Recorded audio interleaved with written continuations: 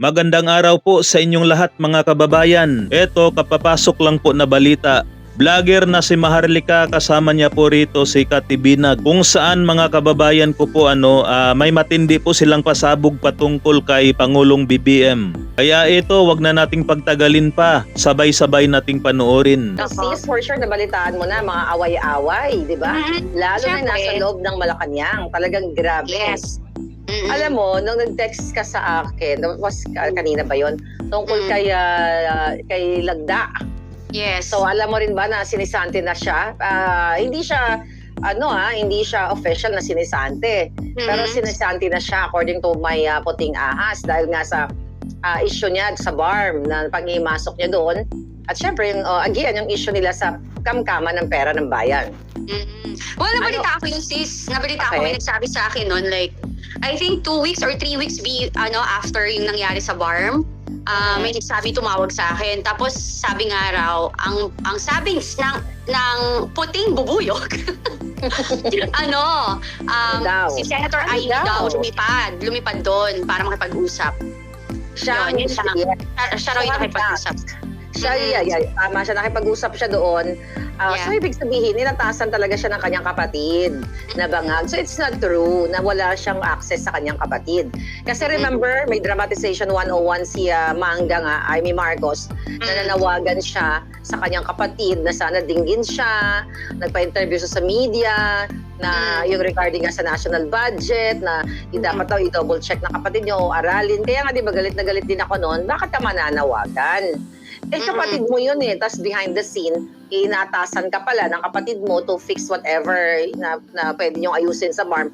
Dahil sukang-suka na yung mga taga-BARM kay Lagdameo dahil sa pakikialam niya at sa, sa issue ng corruption or interest niya, vested interest niya, di ba, sister?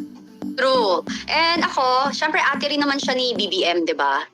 So, may maganda silang relasyon para pakinggan siyang tumakbong presidente. Nilakad niya pa kay VP Sara si BBM para maging tandem sila as VP and President. Dapat, kung kaya niyang gawin yon before, kaya niya din gawin ngayon. Diba? Kasi imposible na, ako naniniwala naman ako may hindi pagkakaintindihan sa magkakapatid. Pero, after all, dapat siya maging most responsible among everything kasi she was the one who initiate the partnership or like the tandem or unity team na whatever tinatawag nila. And ako, another thing also, para matapos na rin tong mga issue sa vangag-vangag, dapat siya din nagko-call na ang tawag niya, ibunsong kapatid sa Ilocano, I forgot. Ading. Magpa-hair follicle test na tayo buong pamilya natin. Para matigil na to. Diba? Ako, kung ganun gagawin ko. Tigilan na wag nilang pagtatawanan or anything. Kasi, the more na iniiwasan nila, the more na halata. Diba? Kaya nagkakagulo mga tao. So, to put an end on this, dapat, sila, okay, this is what we're going to do. Pero ayoko dito sis gawin nila hair follicle. Punta sa Singapore. No, diba? Kasi kung nababayaran ng doctors, diba? Kaya nga natutukan yun, nabayaran and everything. You're right. So, kasi sa Singapore, bawal na bawal yan So, let's all go to Singapore. Yun. Yes. Kasi alam ko sa Singapore, maraming mga nahaharang dyan na mga big Gurgur sis! Gurgur ang mga drug dealers and everything. Oo. Dapat pala si Bangag, pag tungtong pa lang sa Singapore, gurgur na.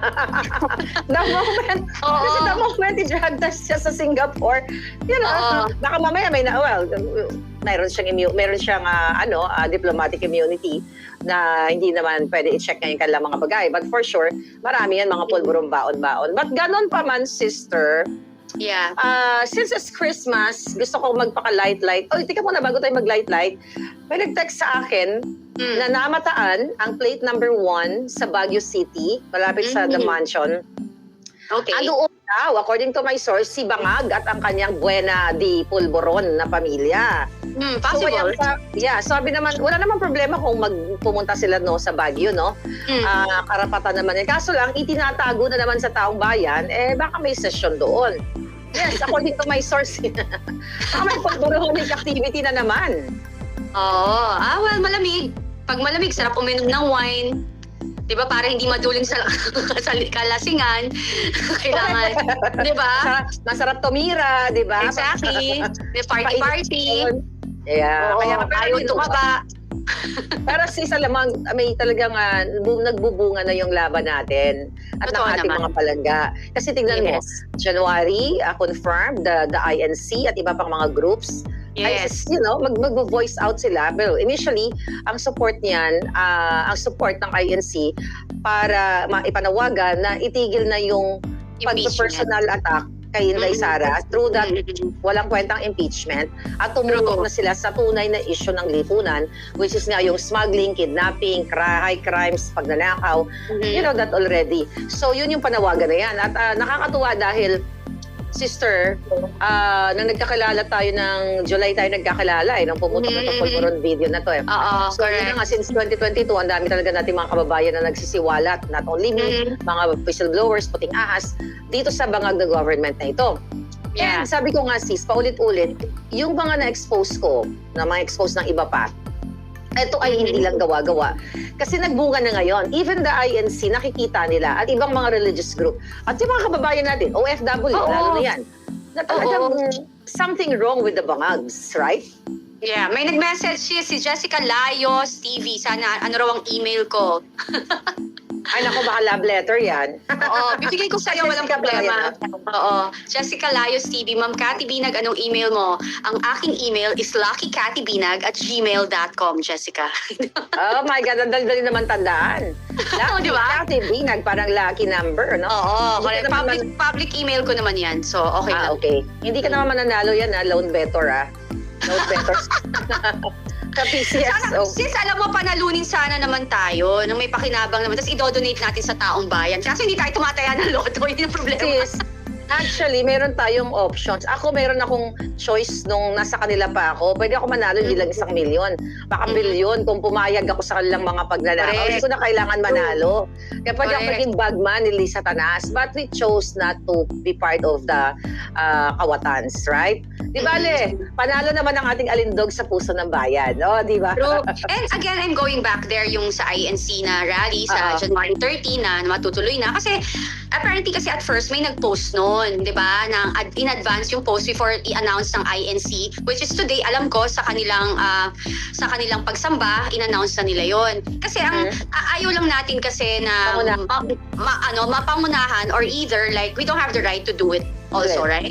Even though meron tayong alam, hindi natin dapat pinapangunahan kung ano man yung mga organization na sa kanilang mga dapat gawin. Second to that, meron kasing nag-post na sabi niya, a rally for injustice, ginastify niya yun. Actually, nag-comment pa siya sa section nung sabi ko, hindi po about injustice, it's a peace and peace rally, prayer and peace rally, which is totoo naman. Kasi ang panawagan naman talaga ng INC is talagang tigilan nyo na yan. Dapat tayo nagkakaisa tayo, tigilan nyo ng tirahin si Sara, VP Sara. Dapat ang inaatupag ng Quadcom or ng Kongreso ay magpatupad ng batas at hindi mangbuli. Diba? Kasi yun naman talaga yung pinangako nilang tungkulin sa bayan. Yun yung mandate nila, Exactly. Correct.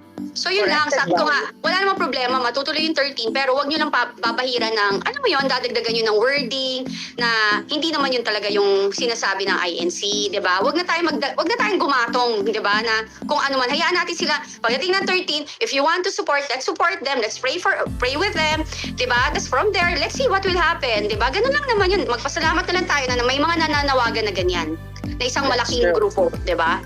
Ayun. At saka dapat talaga sumuporta na kasi yung nakausap ko ang puting ahas na talagang may magaganap. Ito'y hiwalay dito sa INC na may magaganap talaga na pagtitipon. Sabi ko nga pagtitipon at nananawagan sila na pag may mga pagtitipon na ganito, may peaceful rally, movement or whatsoever, di ba? Dapat yung mga Pilipino ay makialam kasi hindi na nga ito usapin ng just only to what do you call it, to stop the Quadcom, the Bangag administration para hindi impeach si Sara. Ito rin ay panawagan nila dahil nakikita nila sis, yun talagang paglulustay, pagnanakaw, high crime, smuggling, kidnapping, na ang involved ay walang iba kundi yung kanilang presidente. Diba? Yung presidente nyo dyan. So, yun yung panawagan. Kaya nga tama ka doon. So, wag natin i-rephrase, dagdagan yung panawagan ng INC. But your group, let's say iba-ibang grupo, pwede naman kayo magsigaw ng panawagan. tama na kung ano man yun, whatever, di ba? Eto, idagdag ko na rin po mga kababayan ko yung patungkol sa rally na magaganap ngayong January 13. Base po sa kapitbahay kong INC na nakausap ko kaninang umaga, kumpirmado daw po ang kanilang rally sa January 13. At sinabi rin ng kapitbahay kong INC mga kababayan, nasa January 10 pa lang daw ay nasa Maynila na silang lahat para wala na pong problema pagdating sa January 13. So yan po ang sabi sa akin. Yan lang po muna mga kababayan. Abang-abang lang po sa mga susunod nating updates. Maraming salamat po.